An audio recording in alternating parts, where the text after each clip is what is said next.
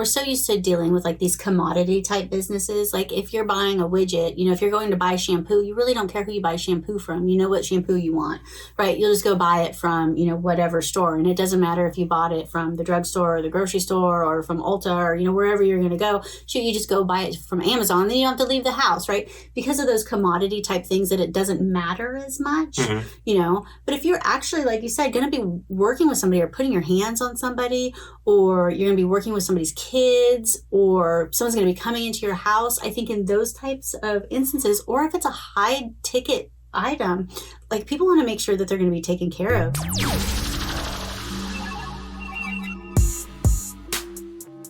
Hey, what's up? It's Torie Mathis, your host, and I'm here with the one and only Sean Mathis, founder of Master Time Automotive Museum. It's all true. It is all true. Yeah, I've been a little more active on Instagram these days. Ever since the pandemic, I have gotten off of Facebook quite a bit because it was hurting my soul. You became Insta-famous? No, definitely not. But I have been going around on Instagram and making some little friends on there. So I did this post on Instagram about SEO, and I got quite a few comments on it. And one of the guys that made a comment on it, said some things about that he wasn't very good at SEO. And so I had some time, and I went and took a little look at his website. And seems like a really cool guy. I don't know if he's been doing what he's been doing for a long time. However, I saw some problems on the website that I see so often for people. And I think that, like, especially if you're just trying to throw up a website for like a new business, or if you're not exactly sure about like how to design a website, I could see that this is a mistake that is really easy to overlook. And that is that they're trying to get people to be married without actually like getting to know each other. What you mean? So on his website, he had, it was a very simple website. It had the home page, it had a pricing page, and a contact page, and that was it. And so on the home page, there was like some general information, mostly about his services, kind of talking about like what he does. And then there were various tiers with all the different payment options. There was just a lot of them. They weren't like really, I think I talked to you about this. I showed you. They weren't like, I couldn't really figure out who his audience even was, because there were so many different options that it was like, well, how do I figure out if you're offering this to me? Like, how do I know you're talking to me? Because there were so many different payment options in these different plans. And then there was a contact page. There were no testimonials that showed that he knew what he was doing. There was no opt-in that gave, like, so he could give some type of information, maybe like a top 10 tips on, what his industry is. And I didn't want to say too much about what he did. There was no case studies. There was no examples of his work. What I was going to say. Yeah, there was none of that, which I could see if you were just throwing up a site that you would, you just want to get so many things up. But I think these things are really, really important, that you put out more than just, hey, I'm buying this stuff, buy my shit. Because if I was looking at that, like, I would just price shop him. Oh, he's got prices on there. Let's see. Now let me go to somebody who I can actually see more about them. Like, there wasn't even a page that said, like, why he is doing this, or what, anything about him, like what his experience was. Like, there really wasn't a lot about him or why I should trust him. Like, I don't know why. So for all you know, he's taking your money and outsourcing it to definitely somebody else. Absolutely. So there was no like real personal type of stuff on there. And I think that that's important. And he was a service, based business. It wasn't like, he was like this huge business or is just selling some type of widget that it wouldn't matter. You would be working directly with him. Kind of like if somebody was doing graphic design, for example. So if you went to a website with someone doing graphic design and they didn't have a portfolio, they didn't have any testimonials, they had no examples of their work, they didn't tell you where they went to school, they didn't tell you how long they've been doing this, they didn't have like some type of opt-in that maybe you could sign up for their email, like all of these, like he didn't have any of that stuff. And so I think in doing that, you are asking for people to marry you without dating them at all. I think you need to work on the date. You need to woo them a little bit. You need to build that know, like, and trust so that people actually want to choose you, because otherwise they go to these websites and I think they just shop them. Ooh, they have prices. Let me write down what those prices are, and then I'll go and find somebody else and see what the prices are. But if you're in a business or in an industry where people do price shop you, then it's probably a good idea to have some type of opt-in, a pop-up or something that you could grab people's email address. Because when people are in that type of research phase that they are price shopping, it's probably a good idea that you can grab their email address and continue to market to them for a little while, so that once they are in the time to make the decision, they'll remember who you are. And I was trying to think, like, in most cases, when you're in that price shop phase, you're not ready to buy. Mm-mm. Like, you're ready to buy when you're not worried about price shopping anymore, because you've already done that part. So yeah, only having the price there isn't going to do you any good, because they're not ready to buy.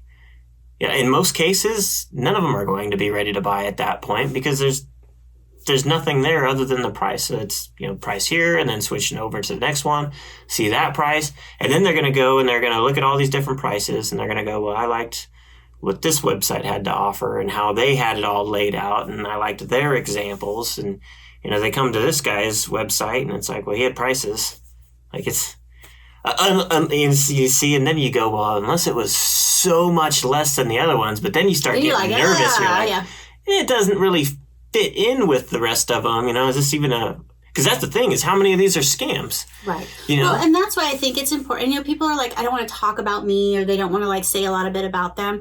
But if somebody is going to all these different companies and price shopping them, and they said, for example, what if they said they were a veteran? And I would be like, oh, that veteran company. Or they had a picture of them and their dog, and I was like, hey, they have dogs like we like. Then you start to make that personal connection, even if it's like small stuff. It's something memorable, something like, oh, well, maybe that's why I should choose them.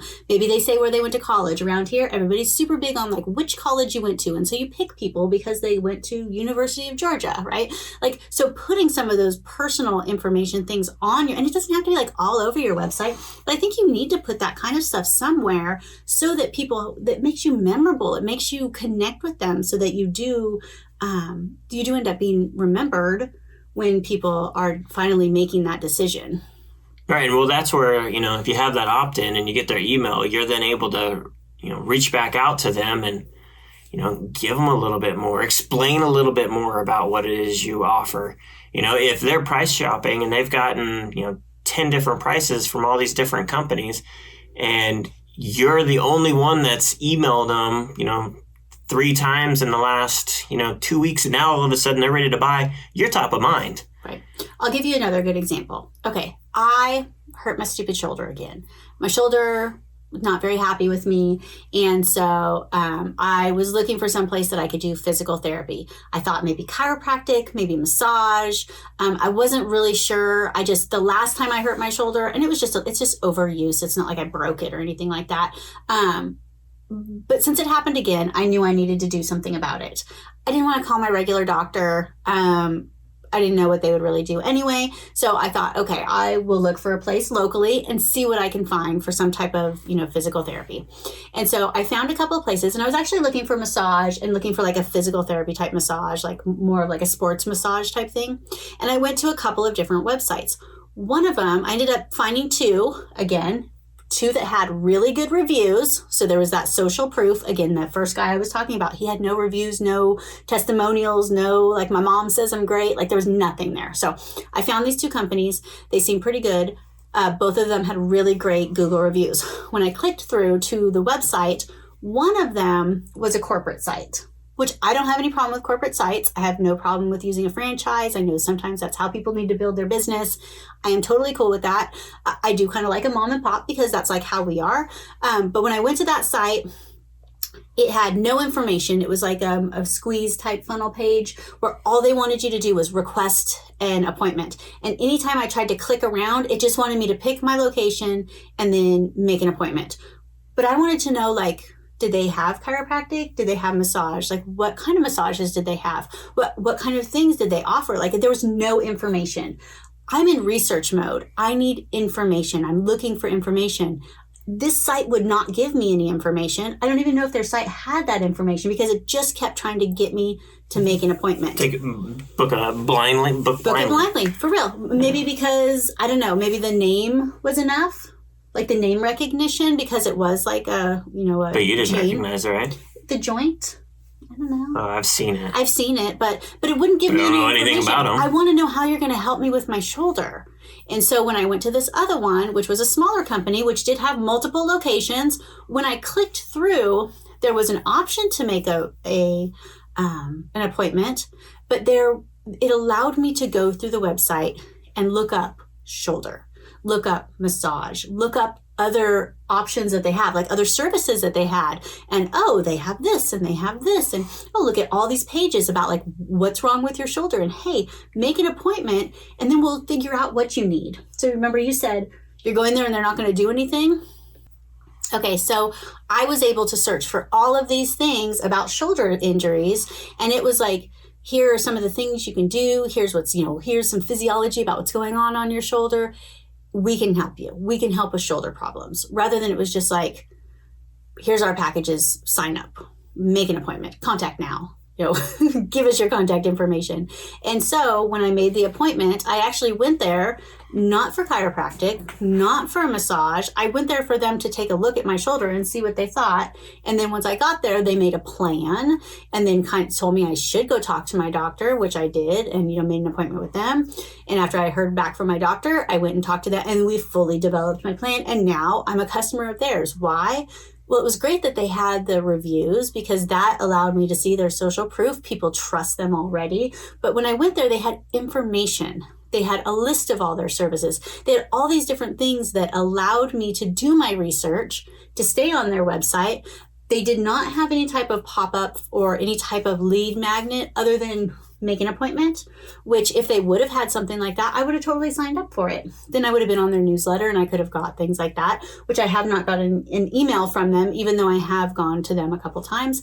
I did immediately after the first appointment get a text asking to review them, which was really nice. But again, it was, and I think I told you that, it was right after the first appointment. They hadn't really seen me yet. So I thought that's a little bit early. I'm not really ready to give you a review yet.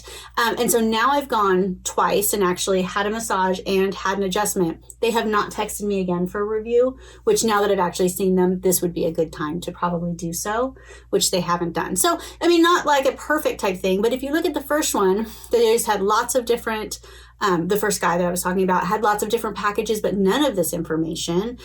Definitely, I can't see why anybody would choose him, which made me really sad because I see his posts on Instagram. He does some Instagram lives, seemed like a cool guy and everything. But then when people are going to check him out on his website, I don't know if it's going to happen. It doesn't look like anything substantial. And, you don't have to have something substantial, but I think that there are these key items that if you don't facilitate the sales process, which this is all going to be the sales process, and you don't meet people where they're at, like if they're in research mode, you need to be able to answer those questions. If people are a little nervous about you, you need to make them feel okay. If people aren't sure if you're the right audience, then maybe you need to segment your site for two different people. Like, let's say the rehab place I went to, maybe they would have a site, a section like if you're injured, you could go. Or I know they said like, have you been in a car accident? So that way you click into there and then they're only talking to people that have been into car accidents because that's that's a time when people go and get, chiropractic work. Maybe they just want to relax. So there's different ways that different people are going to go to your website. And so knowing who these people are and trying to meet them where they're at. For example, the IRGC website that we do, we work with this company that we do their website and we do their newsletter things. And they work with homeowners and with realtors. So when you go to the website, you can actually click if you're a homeowner or click if you're a realtor because the messaging and everything that you're going to be talking to is going to be very different, whether you're the realtor or if you are the homeowner. But if they would have just put all their packages and all of their services together, and that's how that guy let's just make a list of everything we do and put our prices for everything. That's not helping people choose. That's not walking people through the process to have them make a decision because people make decisions on a lot more things than price. It'd be like if you went to a car lot and they just handed you a list with every single car they had and then all of the prices and they're like, here, pick a car. Yeah. Just pick which one you want. We're not going to talk to you about it. Yeah, like if you didn't know what the brand was, what any of the features were. No. That'd be crazy. Here you go. Just here's cars from price A to B. Well, and then the joint, if you think about it, like if you were going to buy a car, it was like they wouldn't even let you in the building. They were just like, give us your contact information and then we'll let you. When do you want to make an appointment? When do you want to come sign the papers? But they didn't give you any information. Like you have to figure out, like whatever your business is, what the sales process is. Like what are they looking for when they come to your website? What do you want them to do? And I think being too forceful, like just not letting them do anything but, make an appointment. Like people need some information before they make an appointment. You need to kind of meet them where they're at. Yeah, and I think a lot of people, they really want to know who they're giving their money to. So it goes beyond just you got a hurt shoulder and it needs to be fixed. There's a bunch of people that can fix it, but you want to know who's going to fix it. Who are these people? Their hands are going to be on you, so you don't want to just go to Joe Schmo that you have no idea who they are or what they're doing. And I think it's across the board really for pretty much any industry, even the pizza joint, pizza's pizza, but you go and you look and you're like, oh, this pizza's got, fresher ingredients, or the dough is made a certain way, or, they're veteran owned, or whatever the case may be. You don't want to just give them money based off of price. Well, I think there's also something to say that, like, we're so used to dealing with, like, these commodity type businesses. Like, if you're buying a widget, if you're going to buy shampoo, you really don't care who you buy shampoo from. You know what shampoo you want, right? You'll just go buy it from, whatever store. And it doesn't matter if you bought it from the drugstore or the grocery store or from Ulta or, wherever you're going to go. Shoot, you just go buy it from Amazon. Then you don't have to leave the house, right? Because of those commodity type things that it doesn't matter as much, But if you're actually, like you said, going to be working with somebody or putting your hands on somebody, or you're going to be working with somebody's kids, or someone's going to be coming into your house, I think in those types of instances, or if it's a high ticket item, like people want to make sure that they're going to be taken care of. They want to make sure that they're not going to have buyer's remorse. That's a huge thing with a lot of people. People don't want to be taken advantage of. Nobody does. And so all of these different things are ways that you can just make people feel more at home. And with the guy that I talked to in the beginning with all the services, like there was nothing that made you feel good that he was going to take care of you. Yes, he could make packages with some stuff that was kind of confusing. Like it sounded good, but like when I read through the packages, like I didn't really know who his target market was. Did it even explain like why you would be buying his stuff? No, it was very, and then like I said, hey, I looked at your website, here was just a couple of little things, and he said, yeah, I'm still getting it together, and I'll be working on some of these things. So hopefully like some of those things will change and stuff, because I think that, like I said, seems like a really nice guy, is very active on Instagram. Just the website, really, I think if somebody went to it, I don't know if they would choose him over some of the other ones that do the same type of services that he does. But I understand that people are a beginner. But if you look at your website and you kind of take it from that point of like when somebody lands on my website, is it set up so that if people are in research mode, they are going to be taken care of? Am I answering all those questions? And these are where blog posts are really great to come in. People are always not sure about what to blog about. And so what kind of things do people research when they come, to your website, or when they're on Google and you want them to find you? Like, what is that question that they're typing into Google before they find you? Like you want you to be the answer, just like the physical therapy place. Mine was, shoulder problems, and how can you fix my shoulder? And will a massage fix my shoulder? Will chiropractic? Like I was searching all of these different things. And they were the ones that were able to answer those questions. So I think if you have a website and you are doing some type of service, some type of service-based business, think about if people are in research mode and how you can help them make that decision a little bit better. How can you put a little bit of you into your pages so that people care and maybe makes you more memorable, or gives them that connection that makes them want to choose you? Like we said, mentioning, that they're a veteran. Like other veterans might think that that's something that is more appetizing, or where you went to school, or things like that. Things that just give them a little bit of glimpse. I think that you should always have a picture of yourself on there so that people can see that you're a real person and it shows who they're working with. And testimonials or reviews. Even if you get your mom on there saying that you're awesome, at least somebody has said, I vouch for this guy. Yeah. You think of anything else that's important? I was thinking I totally need to get a picture of my mom and stick her on the Miles Through Time website. Have her give me a quote. I'm so proud of my son. This shit would be funny. She would love it. Uh-huh. I think that'd be awesome. My Shawnee. Uh-huh. I mean, it'd be real. It would. Yeah. Are you do it? Maybe. I think you should. So, all those things. That's all I have to say. All those things. All those things.